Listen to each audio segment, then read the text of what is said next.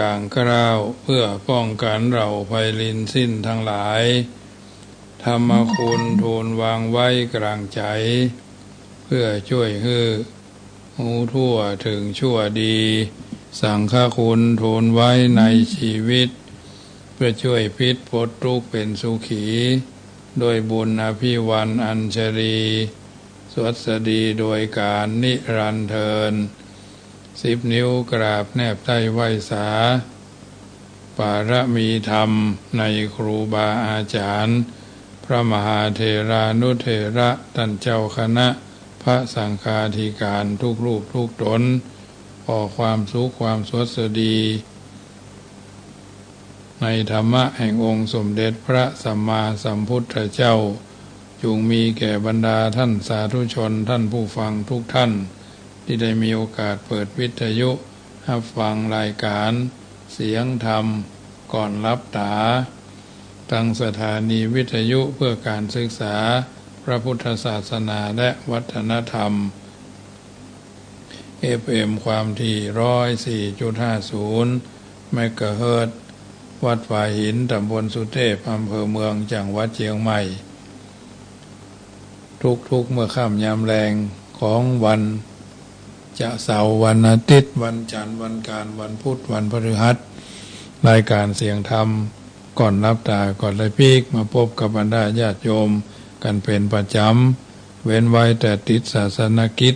ที่หันที่นี่ก็ว่ากันไปวันนี้ก็เช่นเดียวกันก็ได้พีกมาพบกับบรรดาญาติโยม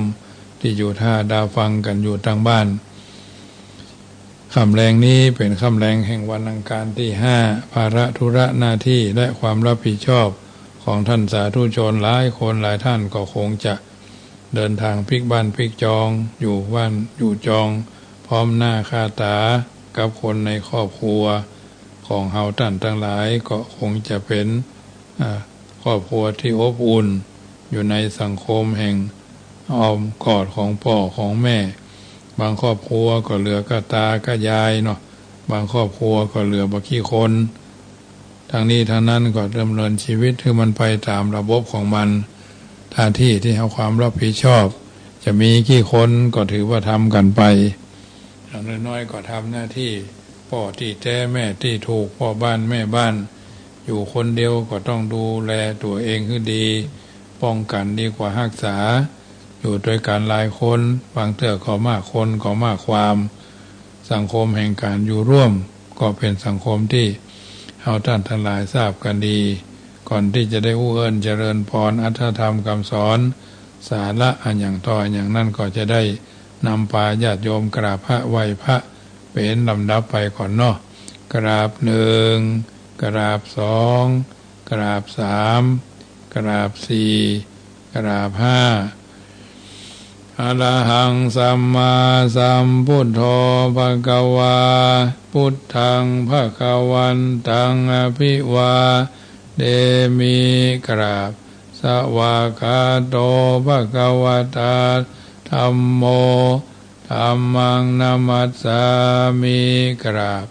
สุปฏิปันโนภควโตสาวกสังโฆสังฆังนามามิกราบมาตาปิตุคุณังอะหังวันตามิกราบคุณูปการีวันตามิกราบพระพุทธอย่าไปสะดุดทองคำกราบพระธรรมอย่าไปถูกใบลานกราบพระสงฆ์อย่าไปหลงลูกชาวบ้านต่อไปก็ตั้งอกตั้งใจโยขันแก้ว5โกฏากเป็นลำดับไปเนอะ โยพุทโธอันว่าพระพุทธเจ้าตนใดโลกุตโมตนพาเสริฐอุดมกว่าหมู่สัตวโลกอันมีญาณพญาอาดิสุดบ่ใดอันสันนิสิโนนั่งอยู่แล้วดีนักบ่หวั่นไหวแต่พยามารวราโพธิมูเลนั่งเนื้อแท่นแก้วแทบไกลเก่าไม้มาโพตนพาเสริฐมาตีวิจัยโยภจนแพ้สงครามอย่างใหญ่ยามารังยังไหวยามาน สะเสนังกับตังเสนาริพลมานากันจริงก็ได้ถึงแล้วสัมโพธิงยังปัญญาสัพพัญโยตายานทารัตโหญาสัพพัญโยตายานยังทารัตโหญายธรรมทั้งมวลอาหารอันว่าข้าพันนามามีก็นบน้อมไว้โดยกายวจีมโนตังพุทธังยังพระพุทธเจ้าตนนั้นแลโยมากะธรรมโมอันว่ามากะธรรมอันใดอัตถังกิโกอันประกอบด้วยองค์8ประการสัมมาทิฏฐิอาทิโกอันมีสัมมาทิฏฐิเป็นต้นอริยปัจโตอันเป็นหนทางนี้ไกลจากบาปอุจุกะมาโกอันเป็นหนทางเส้นซื่อบ่โคตรบ่เลี้ยวเพื่อเข้าสู่นิพพานสงสารยะนานังแห่งคนทั้งหลายโหติก็มีแล อะยังมากะธรรมโมอันว่ามากะธรรมอันนี้สันติกะโลอันกะธรรมคือบาปลำงับดับหายดูทัสโสนายโยอันมีนัยยะอันควรจักหูจักหานยากนักปานิยานิโกนำสัตว์คือออกจากวัฏสงสารโหติก็มีแลอะหังอันว่าข้าพันนามามี ก็โนบน้อมไว้โดยกายวจีมโนตังธรรมังยังพระสัทธรรมเจ้านั้นแลโยสังโฆอันว่าพระสังฆเจ้าหมู่ใดวิสุทโธอันบริสุทธิ์จากบาปวราตกินายโยอันควรฮับเอาตานันพาเสดแห่งคนและเทวดาทั้งหลายสันติทานิโยอันมีอินทรีย์ทั้ง6ระงับดีนักสัพพะมระปะหิโนอันมีมาละคือกิเลสละได้เสียแล้วอนาสะโวอันหาอาสัมบ่ได้สมิธิปัตโตอันใดถึงแล้วยังความสำลิดทีบรมวรคูเนหิเนเกหิด้วยหมู่คนทั้งหลายอันมากโหติก็มีแด่อาหารอันว่าคาปัญหามามีก็นบน้อมไว้โดยกายวจีมโนตังสังฆังซึ่งพระสังฆเจ้านั้นแลอาหารอันว่าคานามามีก็นบน้อมไว้พุทธังยังว่าพุทธเจ้าตนตรัสนุญาอย่าทำทั้งมวลคุณอาสาขลันตังอันมีคุณบันนั่งน้ามหาสมุทรอาหารอันว่าคานามามิก็นบน้อมไว้ธรรมังยังพระสัทธรรมเจ้ามุนีราชเทสิตังอันพระพุทธเจ้าอักเทศนาอาหารอันว่าคานามามิก็นบน้อมไว้สังฆังยังพระสังฆเจ้ามุนีราชสาวกังอันเป็นลูกศิษย์ฟังคำสอนแห่งพระพุทธเจ้าอาหารอันว่าคานามามิก็นบน้อมไว้กรรมฐานาทายกานิยังครูบาอาจารย์เจ้าอันเป็นกรรมฐานาทายกานิพพานามากุเทศกังอันสำแดงของแห่งนิพพานพุทธปูชาอันว่าขีญาอันใดปูชายังพระพุทธเจ้ามหาเตจามีเตจาอนุภาวะอันมากธรรมะปูชาอันว่าขีญาอันใดปูชายังพระสัทธรรมเจ้ามหาปัญญามีปัญญาอันมากสังฆปูชาอันว่าขีญาอันใดปูชายังพระสังฆเจ้ามหาโภคามีโภคาสัมปติเขาของอันมาโกธิก็มีแลมะยังอันว่าผู้คาทั้งหลายละพามหาเสขอจุงจะได้ทัศนัญจะยังขีญาอันหานเมตตายะพุทธสะยังพระพุทธเจ้าเมตตายะอันจักมาเป็นพระพุทธเจ้าไปนาปุโตอันว่าพระพุทธเจ้าเมตตายโยอันตนชื่อเมตตายะเทวปูจิโตอันคนในเทวดาทั้งหลายหาปูชาอนุปัจจโตบ่เกิดมาเตือยาวะตราบใดมะยังอันว่าผู้ฆ่าทั้งหลายสั่งสารันโตพิแม่นทวนเทียวไปมาคือตายแล้วเกิดเอากำเนิดหลายที่สั่งสาเลในวัฏสงสารมากามามหาเสขอจุงจะได้ถึงคือว่าขออย่าได้เกิดอบายเยในอบายทุกติคือนรกเป็นเปรตเป็นสัตว์เดรัจฉานตราบใดอิมินาตุปะบุภาราชาการวะกัมเมนา โดยกรรมอันใดปูชาการวะโดยธูปโดยเทียนเขาตอกดอกไม้อันนี้เธอนิพพานาวัจจโยจงเป็นปัจจัยกัมโยหือใดนิพพานโอตุจงมีโนแก่ผู้ฆ่าทั้งหลายนี้จังเที่ยงแท้แด่เธอนะโมตัสสะภะคะวะโตอะระหะโตสัมมาสัมพุทธัสสะ นะโมตัสสะภะคะวะโตอะระหะโตสัมมาสัมพุทธัสสะนะโมตัสสะภะคะวะโตอะระหะโตสัมมาสัมพุทธัสสะพุทธังสรณังคัจฉามิธัมมังสรณังคัจฉามิสังฆังสรณังคัจฉามิทุติยัมปิพุทธังสรณังคัจฉามิทุติยัมปิธัมมังสรณังกัจฉามิทุติยัมปิสังฆังสรณังกัจฉามิตติยัมปิพุทธังสรณังกัจฉามิตติยัมปิธัมมังสรณังกัจฉามิตติยัมปิสังฆังสรณังกัจฉามิสรณคัมมนังพุทโธสัพพัญญูตญาโนธัมโมโลกุตโลนาวาสังโฆมะคะภะระโตจะอิเจตังรัตนะตยังเอตัสสะอนุภาเวนะสัพพะอันตรายโยวินาสันตุโนติปิโสภะคะวะอะระหังสัมมาสัมพุทโธวิชชาจารณะสัมปันโนสุขโตโลกวิทูอนุตตโลปุริสา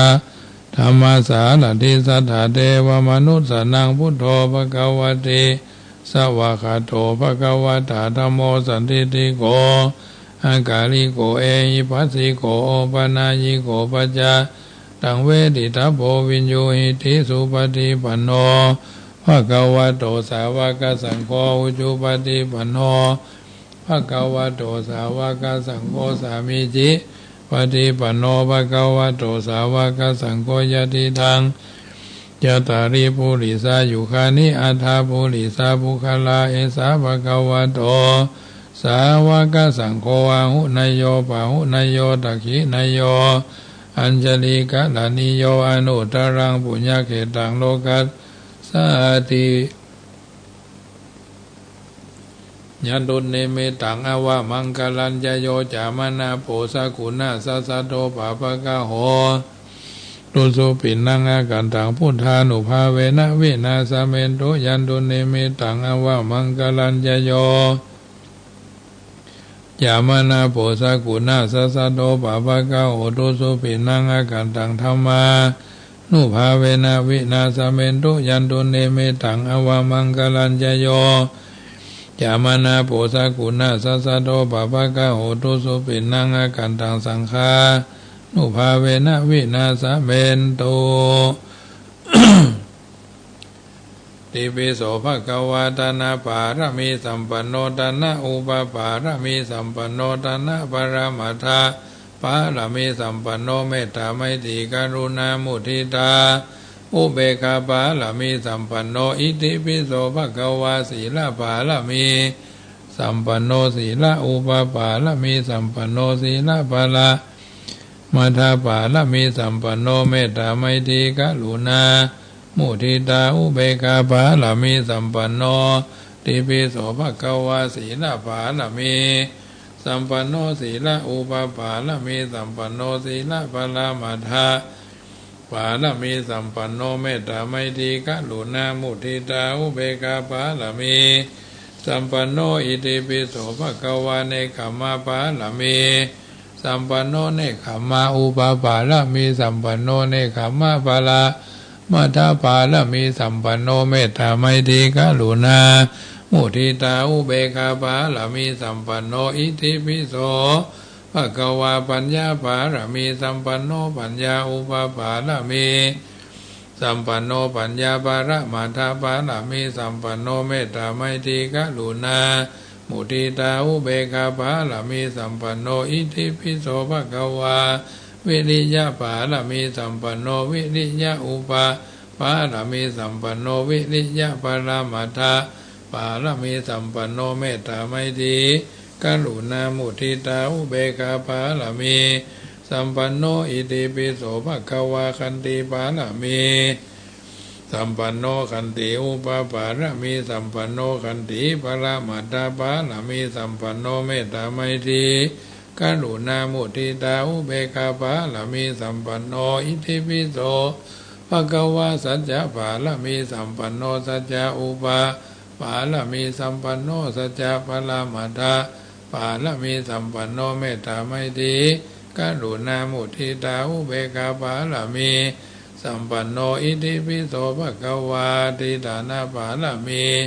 สัมปันโนอธิฐานะอุปปารมีสัมปันโนอธิฐานะปรมัตถปารมีสัมปันโนเมตตาไมตรีกรุณามุทิตาอุเบกขาปารมีสัมปันโนอิติปิโสภควาเมตตาปารมีสัมปันโนเมตตาอุปปารมีสัมปันโนเมตตาปรมัตถปารมีสัมปันโนเมตตาไมตรีกรุณามุทิตาอุเบกขาปารมีสัมปันโนอิติปิโสภควาอุเบกขาปารมีสัมปันโนอุเบกขาอุปปารมีสัมปันโนอุเบกขาปรมัตถปารมีสัมปันโนเมตตาไมตรีกรุณามุทิตาอุเบกขาปารมี สัมปันโนอิติปิโสภควาทัสสะปารมีสัมปันโนทัสสะอุปปารมีสัมปันโนทัสสะปรมัตถปารมีสัมปันโนเมตตาไมตรีกรุณามุทิตาอุเบกขาปารมีสัมปันโนโสภควาอิติปิเอวัมเมสุตังเอกังสามัญญังภควาสาวัตถิยังวิหารติเจตวันเนอนาถาบินดีกัสสะอารามเมตระโขภควาภิกขุวมันเตสิภิกขโวทิพะทันเตติเตภิกขุภควาโตปัจจโสสงภควาเอตตะโวจเมตตายาภิกขเวเจโตวิมุตติยาเสวิตายาภาวิตายาภาหุลีกตายายานิกตายาวัตถุกตายาอนุติตายาปฏิจิตายาสุสมาลตายาเอกาทัสสานิสังสาปฏิกังคากัตเมเอกาทัสสะสุขังสุปฏิสุขังปฏิปุจจตินาปะปะกังสุปินังปัสสติมนุสสานังพิโยติอมนุสสานังพิโยติเทวตารคันตินาสะอาคิวาวิสังวาสถังวากามติตุวตังจิตัง สมาธิยติมุขวันโนวิปัสสิตติอาสามุลละโหกาลังกโรติอุตริงอปติวิจันโตภามโรกุปะโคติเมตตายาภิกขเวเจโตวิมุตติยาเสวิตายาภาวิตายาภาหุลีกตายายานิกตายาวัตถุกตายาอนุตทิตายาปริจิตายาสุสมาลทายาเอกาทัสสานิสังสาปฏิกังคาติตามโวจาภควาอัตตมนาเตปิขุภควะโตปาสิตังอภินันทุนติสวาตุสวาตุปะปัญญาปาลาเม30ตัตถวาตุปะปัญญาปาลามีวัดแวดล้อมวิริยาปาลามีอ้อมละวังดีศีลปาลามีบางหอกบางดาบเมตตาปาลามีผ่าแพ้ดังปืนตานาปาลามีเป็นปืนดังต่ออุเบกขาปาลามีก็เป็นเวียงสัจจปาลามีแวดละวังดีเป็นไม้ไทยกันตีปาลามีกายเป็นหอกเป็นดาบบังนาไม้และปืนไฟอาทิตานาปาลามีพันดาบไปทุกแห่งแข็งแข็งแห้งแห้งป่าฝูงหมู่มันปีสังภายเพศทุกทวีปบที่ปังไปนี้นั่งทอละนี้อัศจรรย์โสสะเหมือนฟันอยู่ข้างน้ำนาตีนองกวางต่อกวางแตกตีฟองละนองละนอกใครเป็นเข้าดอกไม้ถวายปูจ้าบาแควแก่นไทยสัตตันพระผู้ทางเฮยจงมาภายโปรดอนุญาโตโปรดผู้คาแท้ดีรีแม่ธรณีออกมาหีดมวยพรมอยู่ที่ท่าช้างหายคายขะจังงาสับดินพ้นน้ำนาทีลงพัดภายข้อจ้างภายหักโตกเต้าพยามานห้องอ่าวปูนกัวขับยอมือเกินต้นหัวใส่เก้าผู้คานีเล่าได้จีว่าลูกศิษย์พระพุทธถ้าเจ้าผู้มีบุญสมปานนั้นมากนักพระพุทธถ้าเจ้าจึงตั้งพระปัญญาปาลามีไว้เข้าจันตั้งไว้ตั้งหน้าก็ได้เข้าจันตั้งไว้ตั้งหลังก็ได้เข้าจันตั้งแต่หัวแผ่วตีนก็ได้เก้าจันตั้งแต่ตีนแผ่วหัวก็ได้เก้าจันแสนวาลูกผืนชักมาเสมอเหมือนพลแสนหาก็บ่มีมาจากใครใดข้าพเจ้าเลยได้จีว่าพุทธกุนังธรรมะกุนังสังฆกุนังพุทธอินตาธรรมะอินตาสังฆอินตาอัสสะหับแม่ธรณีผู้อยู่เหนือน้ำ ผู้อยู่ค้ำแผ่นดินกันข้าได้ระลึกเกิดถึงเทิงหาคุณพ่อคุณแม่คุณครูบาอาจารย์คุณพระแก้วเจ้าทั้งสามประการคือคุณพระพุทธคุณพระธรรมคุณพระสงฆ์คุณแดดคุณฝนคุณน้ำคุณลมคุณไฟคุณคุสราชเจ้าก็ดีคุณนางอุตตราเจ้าก็ดีคุณพระปัจเจกเจ้าก็ดีคุณพระโตนเมตตาภาวนาเจ้าก็ดีจงมาสัมพิทักษ์รักษาคุ้มครองตังกำนาและกำหลังยังตนตัวแห่งผู้ฆ่าตั้งแต่ทีฆากาลยามนี้วันนี้ค่ำคืนนี้และต่อไปนี้จิ้มแด่เธอพุทโธพุทธังรักษาธัมโมธัมมังรักษาสังโฆสังฆังรักษาพุทโธพุทธังอรหังธัมโมธัมมังอรหังสังโฆสังฆังอรหังพุทโธพุทธังกันหะธัมโมธัมมังกันหะสังโฆสังฆังกันหะอายุวันโนสุขังปะลังต่อไปก็แผ่เมตตาเนอะอิมินาปุญญากรรมเมนะด้วยเดชเดชะผลบุญที่ข้าพระเจ้าได้ตั้งใจสวดทิยายพระพุทธคุณพระธรรมคุณพระสังฆคุณในเย็นวันอังคารนี้ขอกุศลส่วนนี้จงไปค้ำชูอุดหนุนท่านผู้มีพระคุณมีพ่อแม่ครูอุปัชฌาย์อาจารย์องค์พระมหากษัตริย์ผู้เป็นประมุขของชาติองค์สมเด็จพระสังฆราชผู้เป็นประมุขของพระศาสนาพร้อมทั้งคณะรัฐบาลผู้บริหารประเทศเขตแดนโดยเฉพาะจังหวัดลำพูนเป็นต้นมิตรรักสนิทเพื่อนศาลาสัตว์น้อยใหญ่เจ้ากรรมนายเวรพระภูมิเจ้าที่เจ้าภูมิพรีนางพระแม่ธรณีนางพระแม่โพธิ์ศพนางพระแม่คงคาพระยายมราชนายนิริยบาลเท้าจตุโลกบาลทั้งสี่สิริคุตอมาตย์ชั้นจตุมหาราชิกาเบื้องบนจนถึงที่สุดรอบมาเบื้องต่ำตั้งแต่อเวจีนรกขึ้นมาโดยขึ้นมาจนถึงมนุษย์โลกโดยรอบสุดขอบจักรวาลท่านทั้งหลายที่ได้รับความทุกข์มีพ่อแม่พี่ป้าน้าอาลุงปู่ย่าตายายพร้อมทั้งสรรพสัตว์ทั้งหลายและสรรพเปรตทั้งหลายก็ขอให้ท่านได้พ้นจากทุกข์ท่านทั้งหลายที่ได้รับความสุขก็ขอให้สุขยิ่งขึ้นไปด้วยเดชเดชะผลบุญที่ข้าพระเจ้าตั้งใจให้ไปนี้จงเป็นตบะเดชะเป็นภรวะปัจจัยเป็นอุปนิสัยนำส่งให้ข้าพระเจ้ามีความสุขความเจริญและเกิดปัญญาญาณทั้งชาตินี้และชาติหน้าตลอดปัจจุบันชาติอย่างยิ่งจนถึงความพ้นทุกข์คือพระนิพพานในอนาคตการเบื้องหน้าโน้นเถิดเอาละท่านสาธุชนคนดีทุกคนทุกท่านได้ยินได้ฟังการสังวาสสวดที่ยายพุทธคุณธรรมคุณสังฆคุณเป็นลำดับลำดามาถึงวาระธรรมคาถาธรรมบรรยายมอบเป็นปฏิพรกับทุกคนญาติโยมท่านผู้ฟังทั้งหลายคนเฮาชอบความสงบใจแต่บ่ชอบสร้างเหตุให้ใจสงบชอบให้คนอื่นแสดงความอ่อนโยนแต่บ่ชอบทำตัวเองให้อ่อนโยนกับคนอื่นไว้อย่างอ่อนโยนใจจักอ่อนโยนสลายทิฏฐิมานะอันแข็งกระด้างบรรเทาโทสะอันร้อนแรงระงับอารมณ์ฟุ้งซ่านอันน่ารำคาญ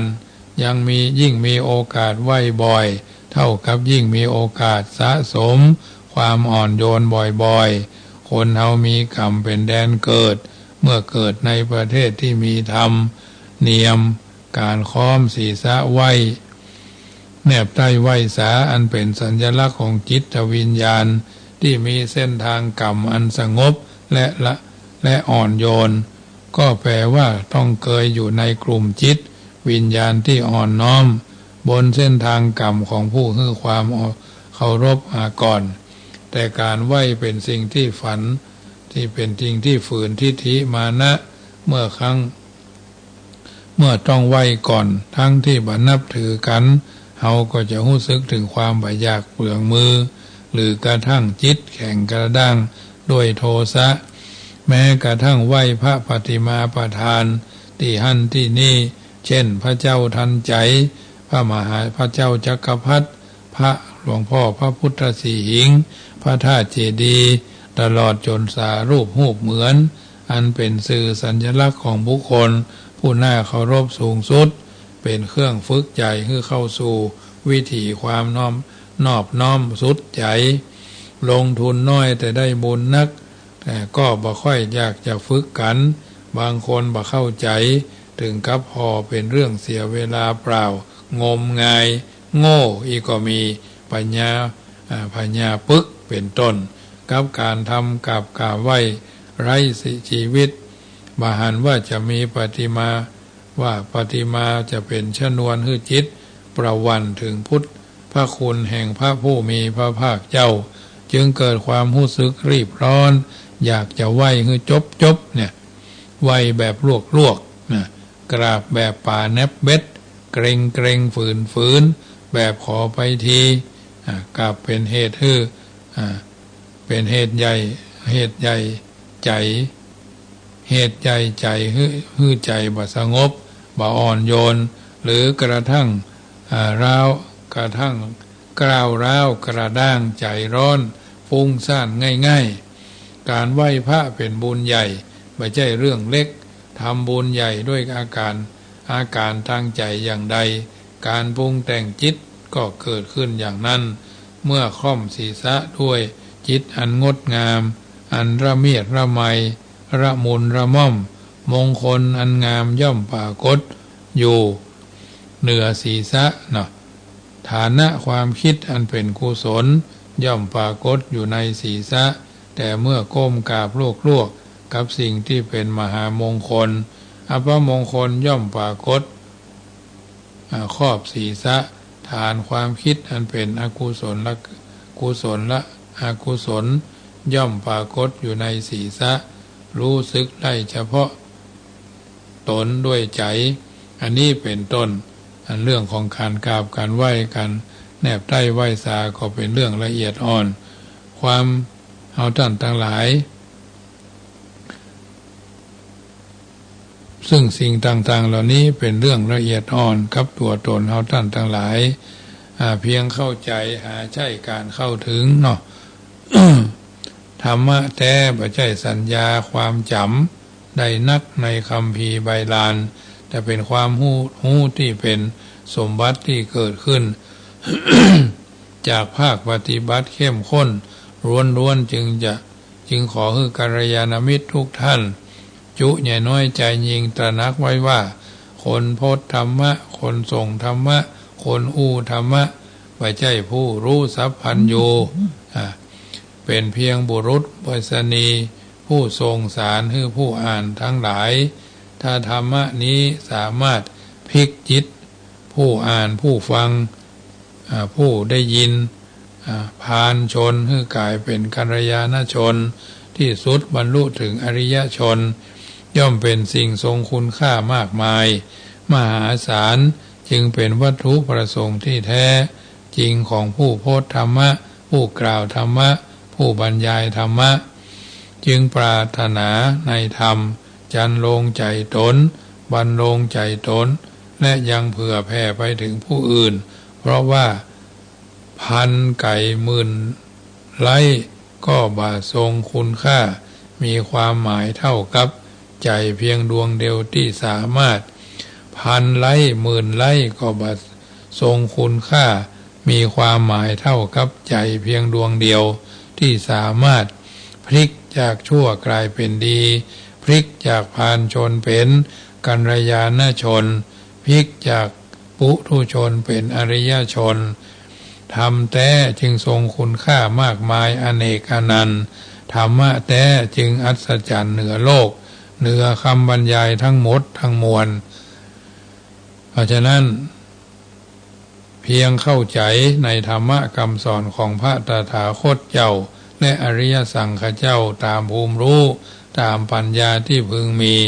หาใช่เข้าถึง ในทุกๆคำสอนที่เผยแผ่มาจึงนำมาเอิ้นเจริญพรกับบรรดาญาติโยมสาธุชนท่านผู้ฟังทั้งหลาย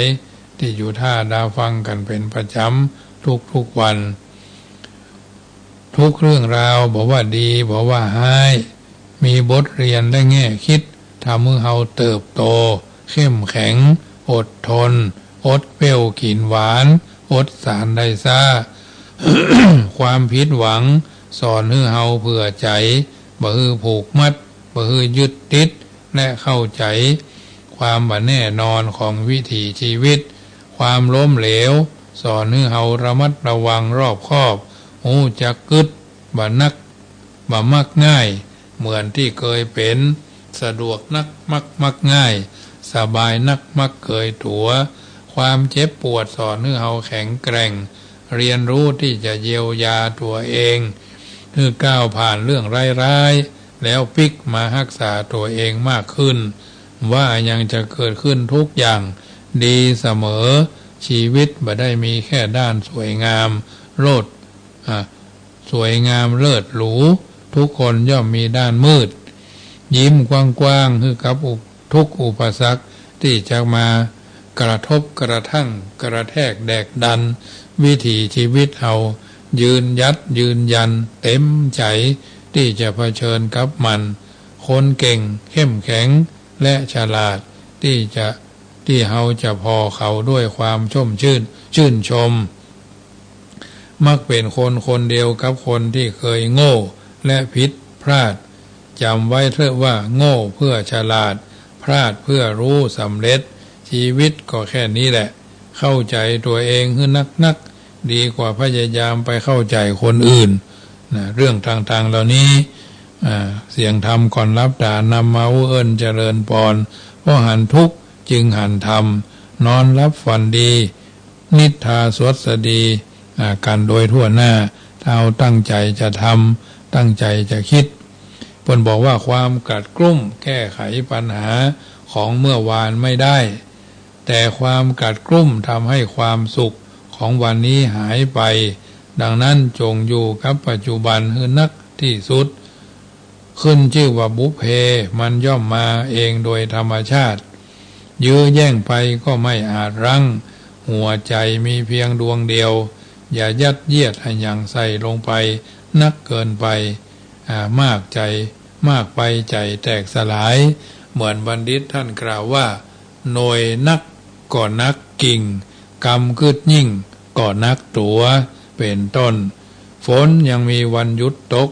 ลมยังมีวันหยุดพัดบ่มีชีวิตไผ่เลยที่สวยไปตลอดชาติเมื่อยืนยัดที่จะสู้ย่อมมีวันชนะแล้วก็ต้องชนะเหมือนเพลงเจิญว่าชนะแล้วจึงอยู่จะชนะเป็นต้นความดีเหมือนดอกไม้ที่มีกลิ่นหอมในตัวบ่ต้องโพธนาฮือไผ่หูกลิ่นหอมของมันย่อมทรงกลิ่นโดยธรรมชาติสองคนใช้ชีวิตอยู่โดยกันกินดีอยู่ดีมีอาภรณ์ประดับมีอาภรณ์ดีๆสวมใส่ก็มีอยู่คนสองคนเข้าใจกันเหนื่อยจากงานบ่เหนื่อย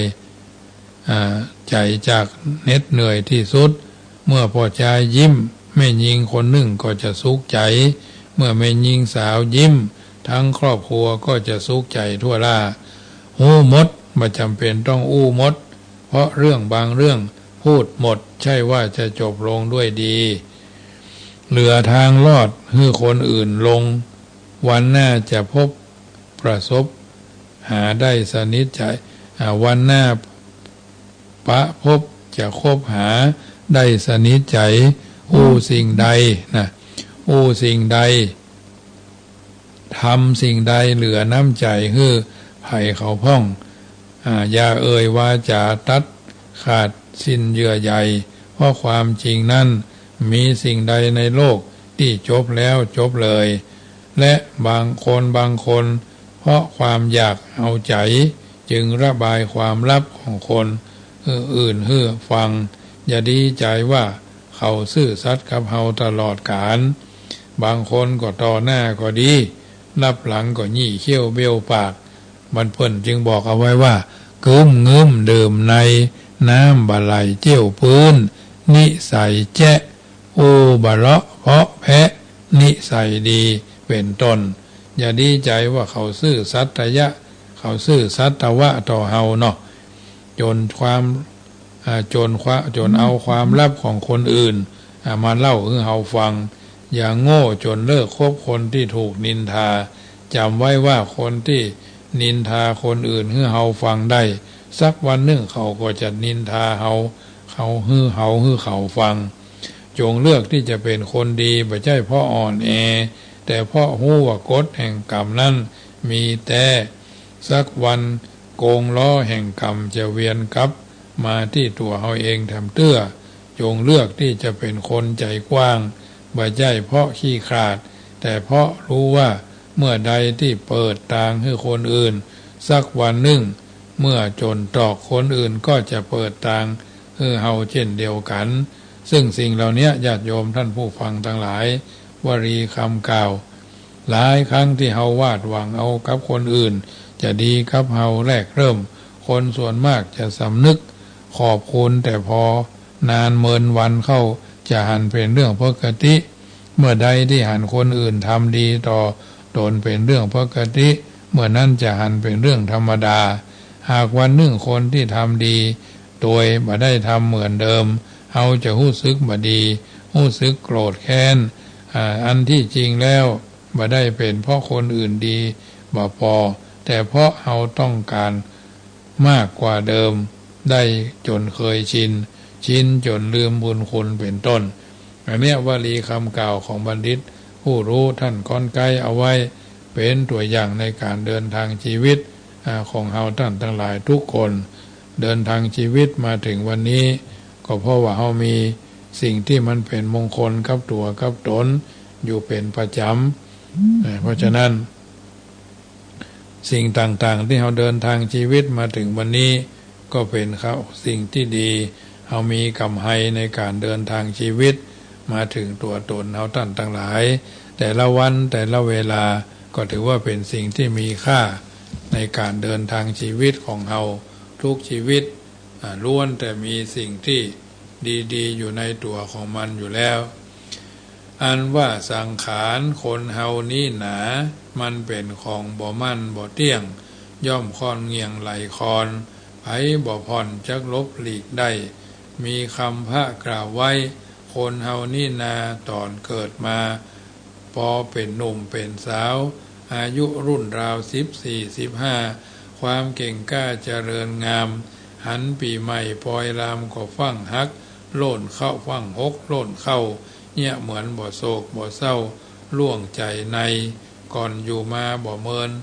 บ่เม่นเต้าบ่เมินเต้าใดสักหยาดตัวชราก็เข้ามาราวีกันอายุได้40-50-60 ปี70 ปีขวบก็มากึดใจจวบต่างหน้าและต่างหลังจิต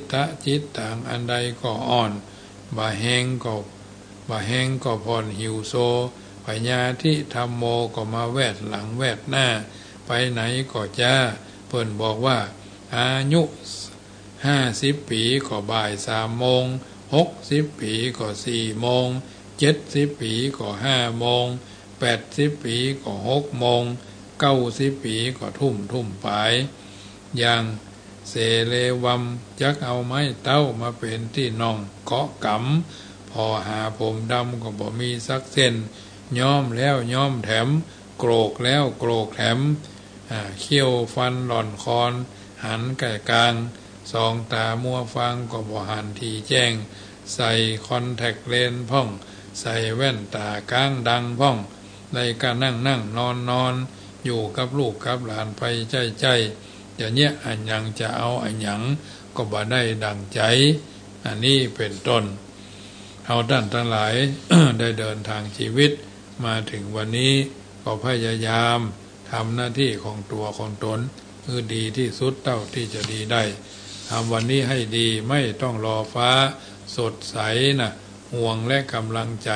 ก็อยู่ที่ตัวเฮานี่แหละเฮาอยู่ในสังคมแห่งการอยู่ร่วมด้วยช่วยกันบางสิ่งบางอย่างมียศเสื่อมยศมีลาภเสื่อมลาภ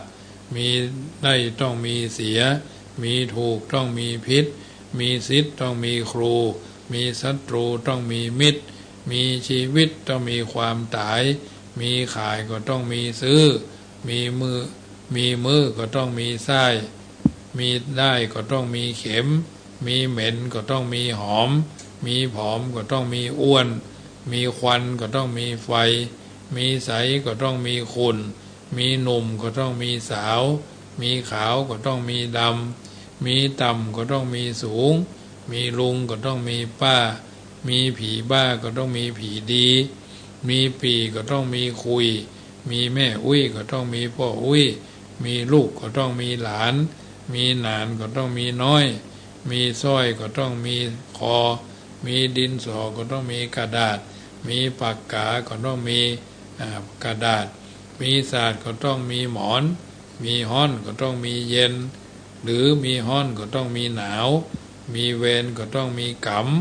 มีจำก็ต้องมีจำก็ต้องมีกันข้าวมีเงาก็ต้องมีลวกมีเงาก็ต้องมีลวกมีควักก็ต้องมีจีมีหนี้ก็ต้องมีเจ้าหนี้มีหวานก็ต้องมีส้มมีต้มก็ต้องมีแกงมีแหวนก็ต้องมีนิ้วมีงิ้วก็ต้องมีหมอนประเดี๋ยวมันไม่ใช่มีงิ้วแล้วเนาะมันเป็นมีทั้งบ้านนอกขอกนาพวกก็มีอยู่ประเดี๋ยวมันเป็นใยสงเคราะห์มีนอนก็ต้องมีนั่งมีล่างก็ต้องมีบนมีตุกมีจนก็ต้องมีร่ำมีรวยมีควายก็ต้องมีงัวสุดท้ายมีผัวก็ต้องมีเมียเป็นต้นอันเนี้ยญาติโยมสาธุชนท่านผู้ฟังทั้งหลายธรรมะอันเป็นคำสอนประจำค่ำคืนของวันอังคารที่5ได้เดินทางชีวิตได้เดินทางมาถึงเวลาสุดท้ายก่อนนำรายการจะท่านไปในค่ำคืนของวันนี้ก็ขอบอกเจริญพรประชาสัมพันธ์ข่าวสารงานบุญที่จะมีขึ้นก็คือวันที่14ตุลาวัดจังกำเชิญร่วมทำบุญเป็นเจ้าภาพขันเข้าทำบุญถวายขันเข้า227ขัน227ขันขันละ50 บาทเพื่อจะได้สมทบทุนรวบรวมจตุปัจจัยจัดซื้อสีจัดตั้งนั่งร้านในการทาสีหอระฆังซึ่งก็ได้สร้างมาร่วม30 กว่าปีจะได้ทาสีลาภรณ์ให้มันใหม่เอี่ยมเป็นที่สะดุดตาแก่ผู้ไปผู้มาบางอย่างที่มันผุกร่อนไปตามอายุสังขารในการก่อสร้างก็จะได้บูรณะปฏิสังขรณ์ซึ่งก็ปี2567อาจจะมีงานสมโพธิเสนาสนะเกิดขึ้นก็เป็นไปได้ฉะนั้นมีโอกาสก็ร่วมกันเนอะ227ขันเข้าขันละ50 บาทอาตมาภาพก็เริ่มต้น19ขันเนาะ950 บาทมีโอกาสก็ร่วมกันได้เนอะเป็นโอกาสเป็นจังหวะเวลาตาลขันเข้าหาพ่อหาแม่หาพี่หาน้อง7เจนตระกูลเป็น9เจนตระกูลเป็นแดนแสนเจนตระกูลเป็นขนาดท่านเจ้าเหล่านั้นเขาเจ้าเหล่านั้นได้ล้มหายตายจากพลาดพากไปแล้วบ่ฮือแค้วเสียยังเวลาพี่พ่อแม่พี่น้องเพื่อนพ้องสหายมาฮับเอาส่วนบุญเฮาก็บ่ได้กินทานหยาดน้ำหานเปิ้นก็จะแจ้งจะด่าจะแจ้งจักหักกระดูว่าคือมันมีอันเป็นไปอย่างอันอย่างอีผีแจ้งผีด่าผีว่าบดีใส่เฮาเปิ้นเฮาว่าผีแจ้งผีด่าก็จะเป็นปัญหาจะเป็นอุปสรรคกับเฮาไปทางหน้าฉะนั้นมีโอกาสก็ร่วมด้วยช่วยกันเด้อวันนี้รายการเสียงธรรมก่อนรับตาอาตมาภาพพระมหาประสิทธธรรมาภินันโทเผยแผ่ธรรมในนามของคณะสงฆ์หน่วยอบรมประชาชนประจำตำบลมะกอกหน่วยเผยแผ่ศีลธรรมของกรมการศาสนากระทรวงวัฒนธรรมเดินทางชีวิตมาถึงช่วงนี้แผนที่ทำให้ไม่หลงทางแผนงานทำให้เราไม่หลงทิศแผนการดำเนินชีวิตทำให้เราไม่หลงตัวตนเมื่อเราได้เกิดมาเป็นคนจงอย่าเป็นคนอกตัญญู รู้คุณเข้าแกงรู้คุณเข้าน้ำเป็นพระเจ้าพระสงฆ์นึกถึงบุญคุณเข้าน้ำของศรัทธาพ่อออกแม่ออกในทิศทั้งสี่เสมอตลอดไปเพราะสังคมประเมินค่าคนที่จนหรือทุกข์เจ้าคนจึงสร้างเปลือกสวยด้วยสวมใส่หากสังคมวัดค่าที่จิตใจคนจะสร้างนิสัยที่ใฝ่ดีเป็นต้นสัพปีติโยขอให้มาเป็นสะเปาคำลำใหญ่กว้างวิวัชชันตุจงจะเป็นที่หน่วงน้าวเอาเวียงแก้วยอดเนรปานสัพปโรโคอันว่าพญาธิกังวลตังมวลตังหลายหลากจงฮื้อค่อยกาดตกกับหายอภิวาทนาสีฤทธิ์สนิจจังจงมั่นเที่ยงกับตนและราศีใสสะอาดปาจายิโนจื่นงามบานช้อยโจดเหมือนดังแก้วมณีโจดแห่งพญาจักรวัติราชจัตตารโรธรรมาอันว่าคุณธรรมสี่ประการเป็นขัวแก้วครี่มงคลจงจักจำเริญใจทุกสิ่งอายุยิ่งยืนนานวันโนจงมีวันณะใสผ่องแผ้วสุขขังคือมีความสุขกายสบายใจพลังมีพละกำลังดังจ้างสารจิ้มแด่เตอจัตตารโรธรรมาว่าทันตุพุทโธบังซ้ายธัมโมบังขวาสังโฆบังกายาอะระหังบังเกสาอะระหังพุทโธนะโมพุทธายะอายุวันโนสุขังปะลัง